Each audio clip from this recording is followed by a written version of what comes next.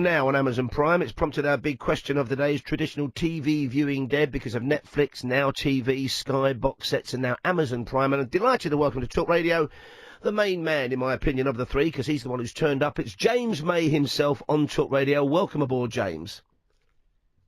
Hello. I made a point of answering slowly, given your introduction. How are you? Very well indeed. Were you nervous when you began filming the Grand Tour? Because it was a focus of huge interest because of certain things that had occurred. All those things that happened. Yes. I don't know. I'm always, a part of me is always nervous about making TV because I don't want to make a mess of it. But I've always felt quietly confident that we would be okay. Because we already knew that people, there were a certain number of people who liked us, so it wasn't as if we were totally new to it, or the idea was totally new, a car show with three middle-aged blokes who muck things up a lot. It's the odds were good. But by the same token, Top Gear had its own grammar that it evolved because of you guys, around you guys, but it was a programme with its own power. So you're effectively using you three, but from almost a standing start, creating something new. What's new? What's different about the Grand Tour? How does it work? Well, the thing that's really new about it is that it's a touring show. We're now homeless, effectively. We're nomadic.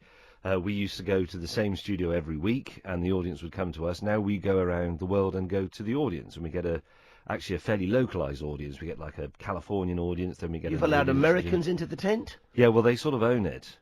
So we couldn't really refuse. We've got some more Americans coming into the tent this weekend as well.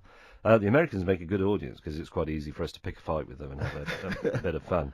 And do you do the filming, the kind of car stunts, in the country where the big tent is? Not necessarily, but some of them do work out that way. The films are, as in the old days, to be honest, the films are largely made in advance, and then we film the studios with the film inserts for the audience to watch in our tent. So it's sort of like a little car film club.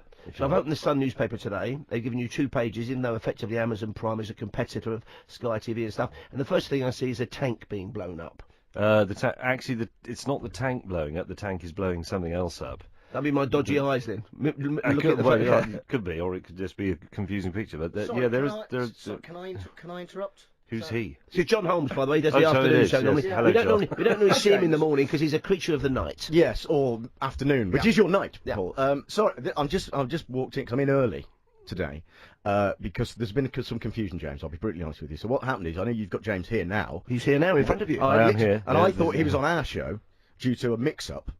So what I thought I'd do, just to save everyone's time, is come in and join in with you, Paul, if that's all right. And then sack your incompetent team for messing you about. That's exactly right. Excellent So stuff, we'll okay. get that sorted afterwards. Because you are a big Top Gear and now a Grand Tour fan, I watched the first one this morning. It's because I got up especially early for the interview I was doing with James May.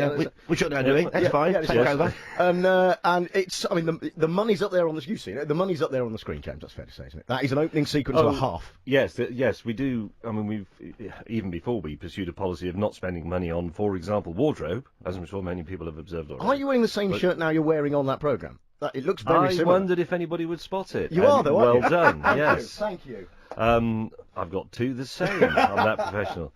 The money is going on the screen. Everybody's going on about the budget and how much we've been given. Most of the figures, in fact, all of the figures that I've read are wrong.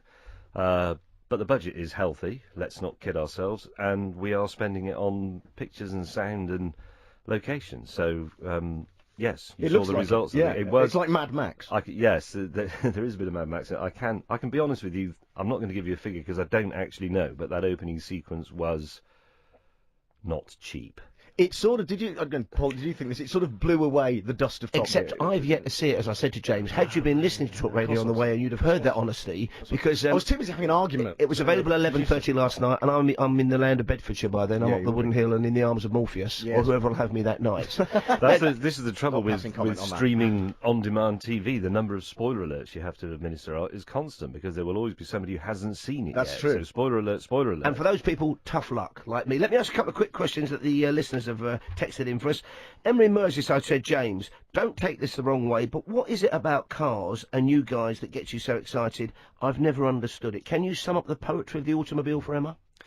I won't take that the wrong way because it's a perfectly reasonable question. Well, machinery in general gives me the fizz, as I call it, and cars they're not only quite interesting things to interact with, they're also, I've said it before as they're a window on the human condition, which is a terribly pretentious thing to say. But everybody You has a suddenly view become on cars. Schopenhauer. Well, not quite, but everybody's got a view on cars. If you took trains or motorcycles even, or cycling, there are groups with very, very, very, very well-formed, very vocally expressed views on those things, but everybody has some sort of opinion about cars. They've either got one, or they ride in one, or they're annoyed by them, or they work in a job that depends on them, or whatever. So it's in the same way, like cooking. Everybody has a view on food because everybody eats. Everybody has a view on cars, and we spend a lot of our time actually mocking the car and turning it into a laughing stock. Or blowing it up, in fact. Or blowing it up, yeah, or crashing it, or trying to drive a totally inappropriate one on a ridiculous journey. That's coming up later in this series. So they're excellent material for making our sort of TV. But at a personal level, I love cars, but I also love motorcycles and bicycles and aeroplanes and wine, screwdrivers and wine, and lots of other things that don't Why mix very well. On the when the other two that aren't as good as Paul has rightly said.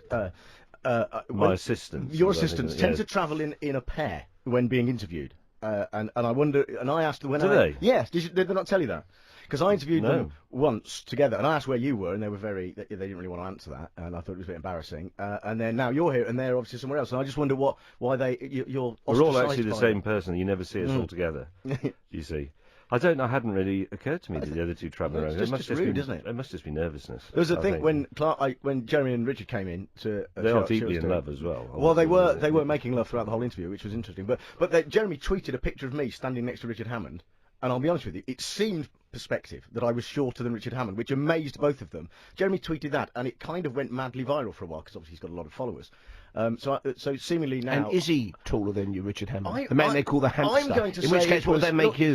James could answer this. Yeah. So you stood next to him. Yes, I've got to be honest. I've never measured him. No, I need roughly. Roughly. Look. Okay. Is it kind of armpit height? Okay, so This is good radio, this. Yes. I think you're slightly shorter than Richard Hammond. What do you think? I think you might be. Oh dear. It's not a lot, Okay, but that's okay. He's only 11 years old. He's still growing. So you sort of James's catchphrases. Cock. There's not a lot in it, and Richard Hammond doesn't strike me as being particularly small. I mean, but to be honest, out of the three of us, I'm the only correctly proportioned. Yeah, yes, that's fair. So they both seem like freaks to me. But actually, I don't think Richard Hammond is unusually short. And let me ask you the question we've been asking listeners this morning. It's a kind of our topic of conversation is about traditional ways of viewing TV, mainly because you're now on Amazon Prime, huge focus of attention. People watch Netflix. Are you somebody who watches TV when you're not making it? Do you watch it in the traditional way, following the schedules, or do you use your Netflix and your Amazon Primes and your Now TVs? I think to be honest, it's a long time since I watched anything on the television when it was, as we used to say, on the television. News programmes, yes. Occasionally things like I watched Have I Got News for You recently when it was on, but a lot and sort of big football matches you'd watch when they were on. That's the appointment to view thing, the community spirit of television. But other things like documentaries, drama, and so on, well, you watch them when you want, the same way you'd read a book when you want. And it's not actually a very new idea. It's actually been going on since the invention of the video recorder. The first domestic one of which was available in Britain in 1972. How the hell do I know that? That must have cost the same as a Ferrari or something. Oh, it was very expensive. Yeah, it was a hideously expensive thing. Of course, these things always are when they're new. But the scheduling idea has been falling apart gradually since then. But I don't think the existence of TV channels are just about the scheduling of the programs. It's also about, and this is the thing that will take a while to disappear, if indeed it ever disappears at all. There is a type of programme on BBC Two. There is very definitely a type of drama that you're now getting on Amazon.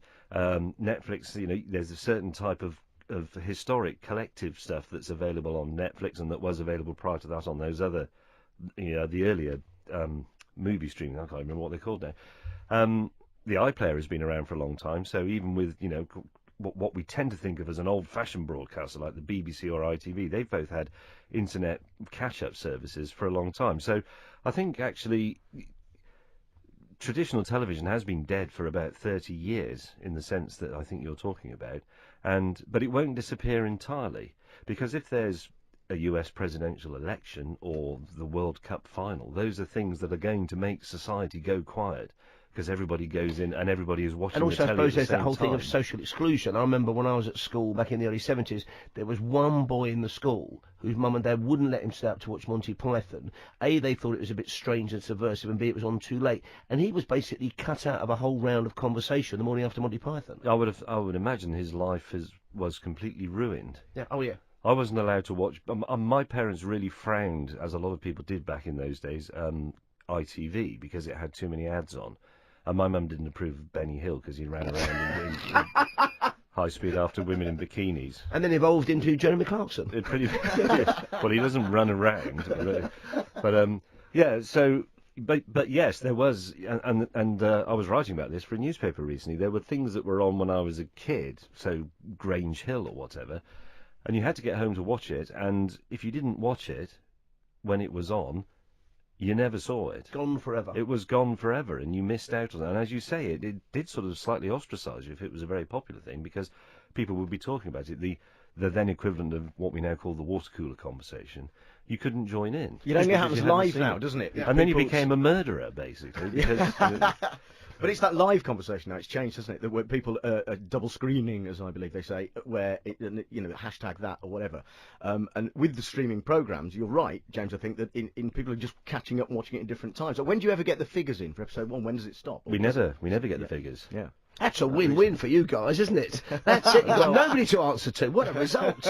I suppose it is. I'm not exactly sure of the business or commercial reasons for this. I think it might be a bit of a sort of gentleman's agreement amongst people like Amazon and Netflix and so on, that they won't get into a ratings war, because obviously they could. They know, because it's digital and it's on the internet, they know exactly how many people have watched it and when and for how long and how often they put, everything. It's all there. It must be in there somewhere. But they don't release it. They're not even going to tell us. We will never know how many people watch our show. That's a shame, because you could renegotiate the next contract on the basis of that. You need to think about it. I think we will know. Although they won't tell us in numbers, we will know how well it's done for them, I think.